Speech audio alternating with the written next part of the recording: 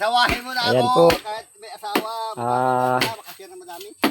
Pansamantala, gagawa muna tayo ng bakod dito sa pagitan ng kabilang lupa para ang mga baka na gala ay hindi makapasok dito sa aking farm. Kasi pagagandahin ko muna ang damo. Ayan po, nagbibiyak sila ng kawayan at mamaya ay magpapasak na kami ng mga poste para maikabit ang kawayan. Pansamantala po ay kawayan at lambat muna ito. Sa mga susunod na panahon na po yung mga concrete na bakod. Ito po ay pansamantala lang muna. Ito ang ating gagamitin. Ayan po siya. Totally malaki pa po ang trabaho dun sa kabila. Napakalawak pa po. Nasa 1/4 pa lang po kami ng lupang nagagalaw. Yan.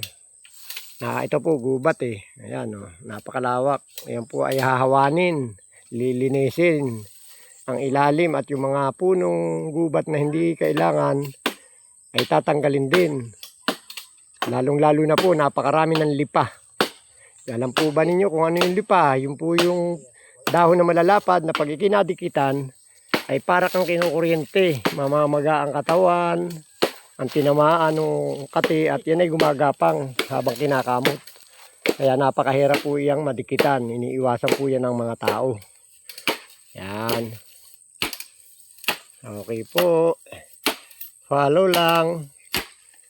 Tutok lang po tayo. Everyday meron po tayo hanggang makita nyo ang resulta ng ating farming life.